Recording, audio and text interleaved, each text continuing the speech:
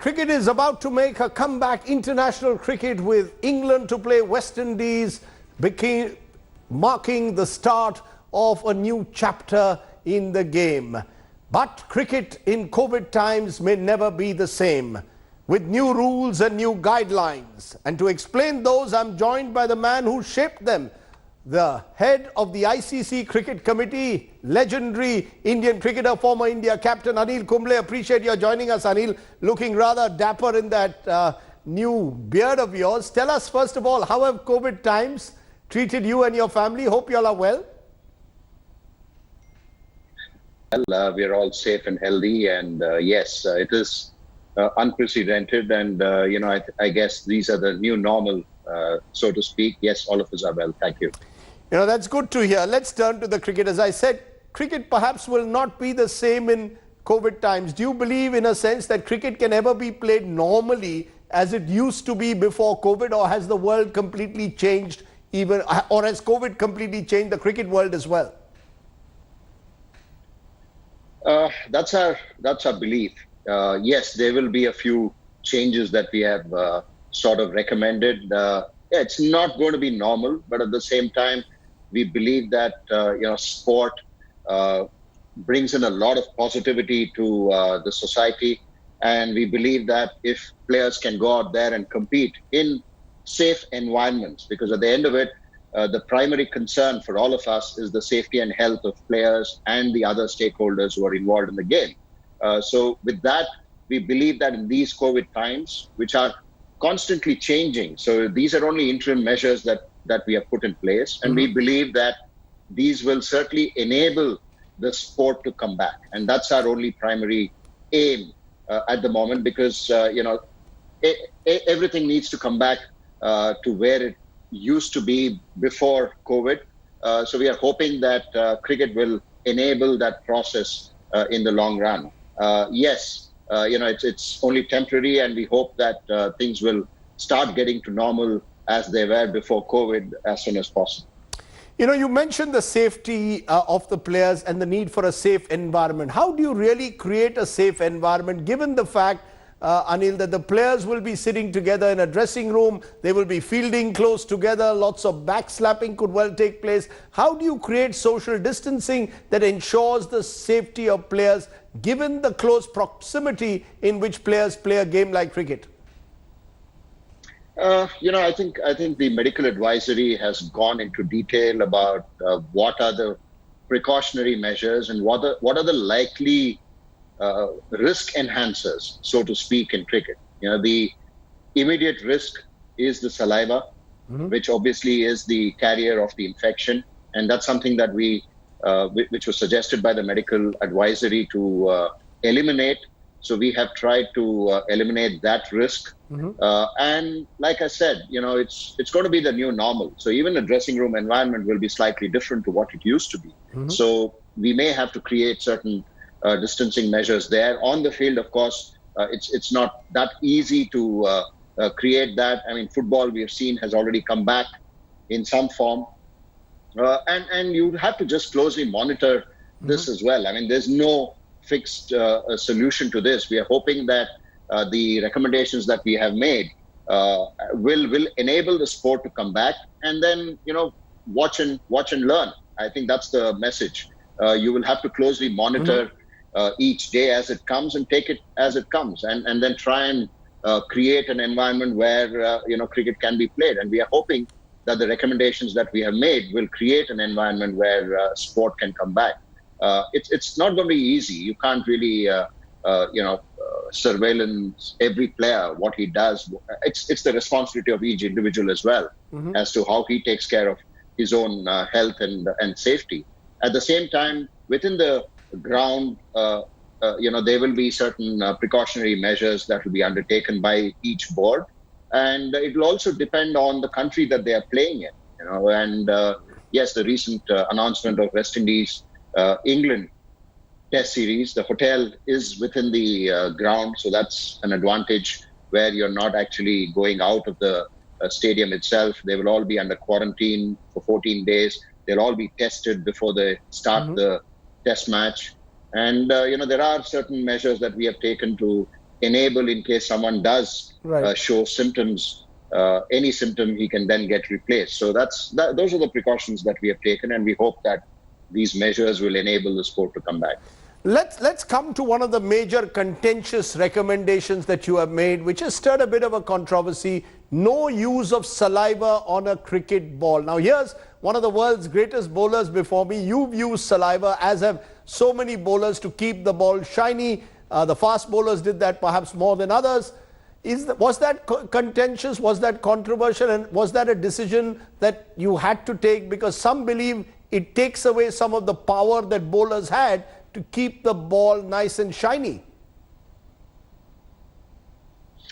I don't think it's a controversial decision. I think it's a medical decision that has been taken.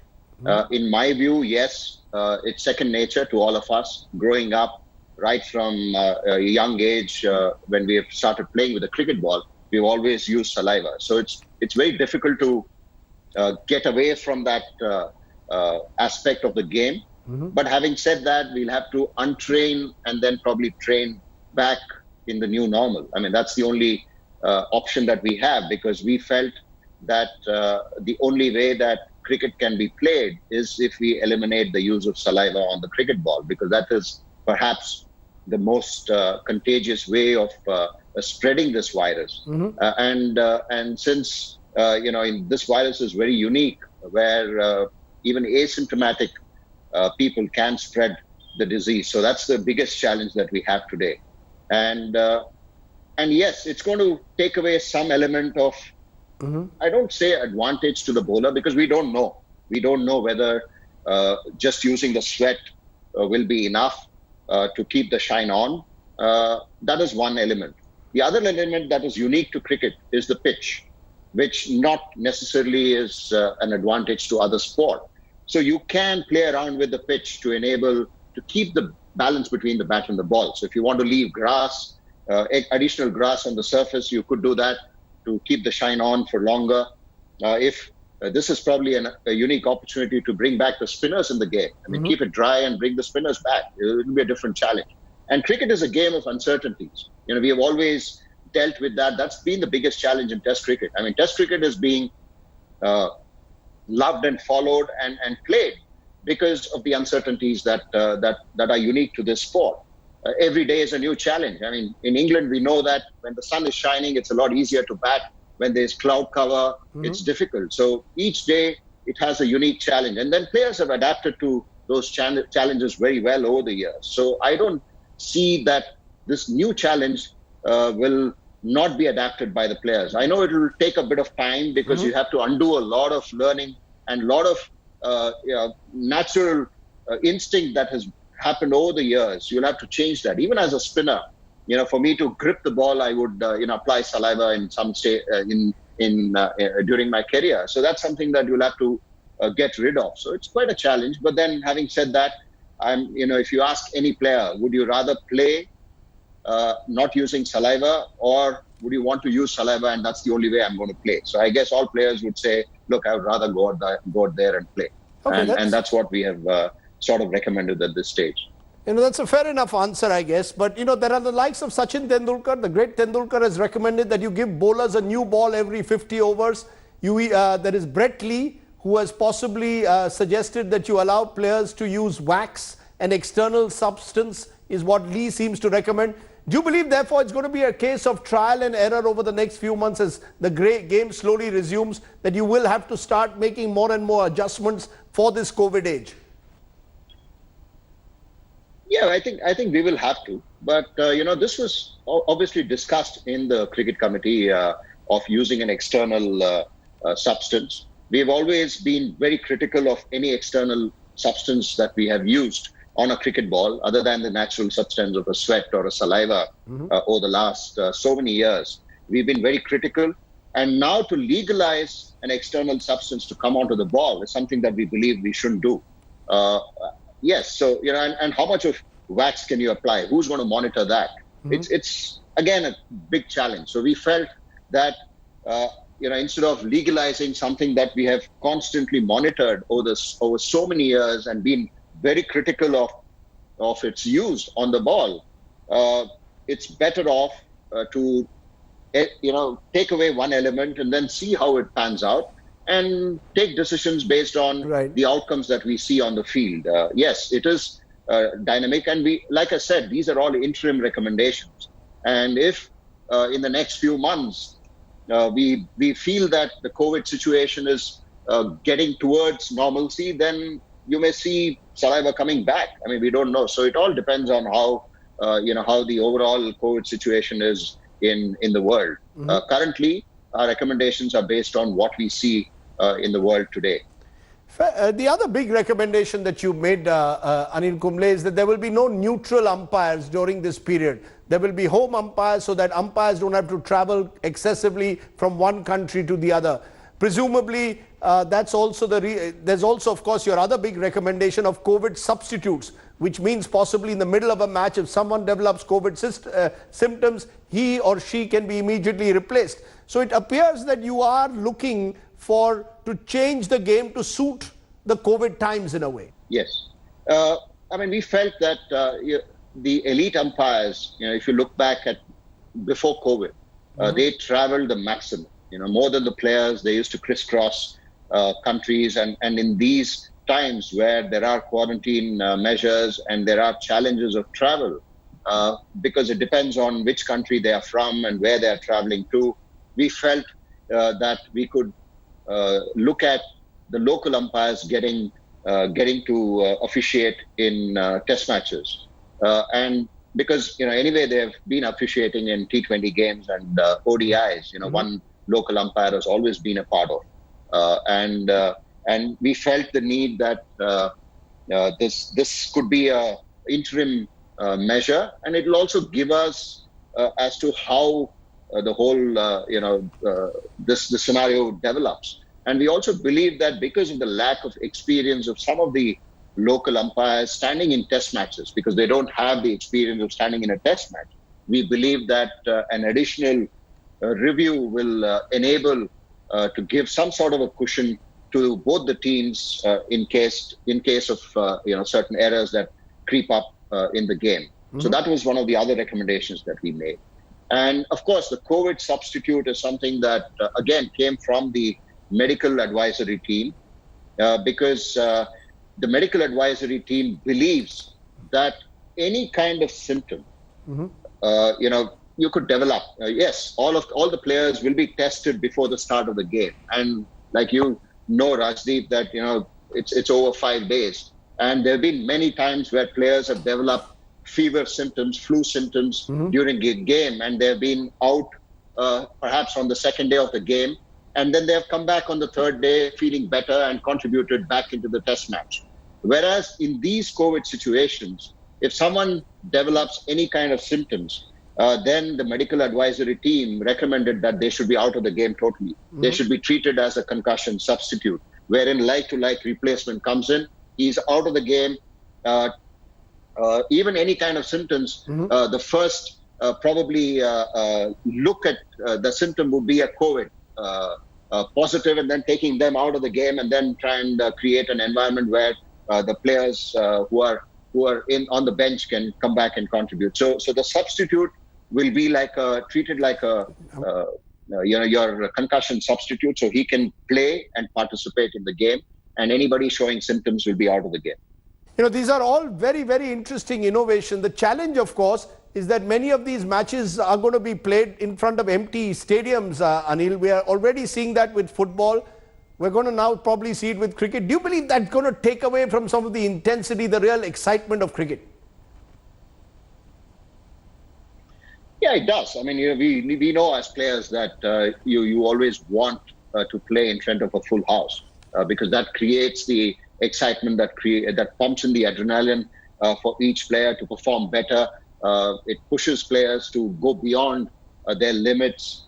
That's the beauty about sport. But unfortunately, in these times, you can't have a crowd coming in. Like I said, these are interim measures, and if you give a player a choice of playing in front of in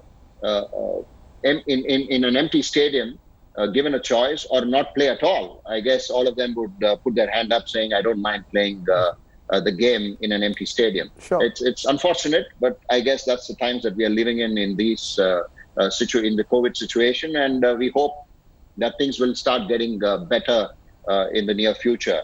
But there have been times where some of the test matches have been played in front of very minimal crowd. So I guess players tend to adjust to that.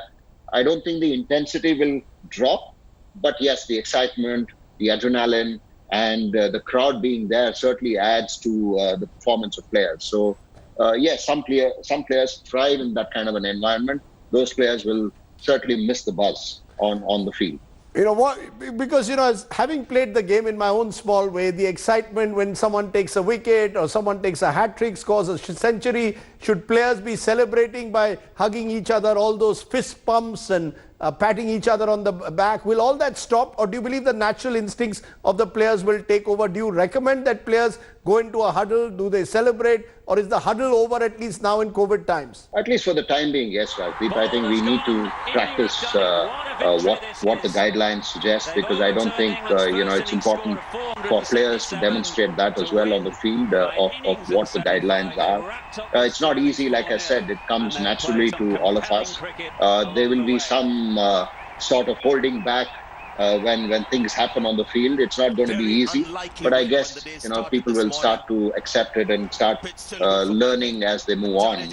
And we can't really preempt as to what may happen on the field. You try and avoid and minimize whatever risks that are there. So that's all our intention is. It's very difficult to monitor everything that happens on the field. Is it going to be easier in COVID times to play a T20 match which lasts for about 3 hours than a test match which is about 5 days? Because as you said, a player could develop symptoms over 5 days. A T20 in that sense much easier to handle as part of the transition? No, it is. But then if you're looking at a 45-day tournament, it's a long tournament, so it has other challenges as well. So if you're just coming in, playing one T20 game and then going away, yes, probably that's a good bet to take rather than a test series. But if you're looking at a competition which involves 30, 40, 45 days, wherein you have more than 200 players coming in and being a part of a tournament. So it requires a lot of logistics, and then you need to take care of not just what happens on the field, but what happens around that as well. So it has its own challenges. Our recommendations of banning saliva will affect more in Test cricket rather than in a T20 and in a one-day game, because we know that it's a short game and it shouldn't really matter banning saliva, because nobody is actually discussing the banning of saliva in a T20 or a one-day game, because you know that you're not going to get that much affected by it. So yes, T20 could be a easier solution or easier match to handle, because even if God forbid someone develops some symptoms, it's a lot easier to bring in a player and then get the player out. But having said that, if you're looking at a tournament, then it has its own challenges. So you'll have to consider all of that before you take a decision. So it's, yes, we're all hopeful. We're all hopeful that all these things will get back and we will be able to come back and play cricket. But at least the good thing is, cricket is being started, and West Indies is already in England, and we're hoping that the test match will go through smoothly. I have to ask you the big question that is being asked. Do you see the IPL happening this year? There's much talk of it happening in October, November. Do you see the World T20 happening in Australia? Or do you believe this entire transition of getting back to playing the game has to be very gradual, carefully thought out before cricket actually returns in its full form and we have the usual series of matches month after month? I think it'll have to be a balance between the two. You'll have to gradually look at which countries you could start off with. I saw a report where India is looking to travel to Sri Lanka. Sri Lanka has already started practicing in Sri Lanka. So there is a possibility there. Of course, you'll have to keep monitoring what happens during that time in India and how things pan out. World Cup, I know that they have deferred the decision to another month, because you only get one chance to take a call on the World Cup. IPL is a possibility. Again, it all depends on how everything pans out at that point in time. The window, obviously, that IPL will be looking at is if, in case the World Cup gets postponed, that creates a window for India to, excuse me, it allows India to create an IPL format at that point in time. You can't really follow, because we've already lost out on some of the scheduled calendar games that we already had. Of course, IPL was April, May in India. That is gone now, and then India was supposed to travel after that, and some of the other teams were supposed to travel as well. So all of that has changed. You will have to start looking at recreating a schedule that works. Yeah. Recreating a schedule that works. Either way, Anil Kumble, the good news, of course, as we said, is cricket is making a comeback, and for cricket romantics like me, nothing like live television to lift the depression in the times in which we live. Anil Kumble, for giving us a sense of what the game will look like in the future. Thanks very much for joining us on this special. Thank you. Thank you, Rajdeep. Thank you so much. And that's it on this special show. Guess what? The game that we all love could be back. Thanks for watching. Bye for now.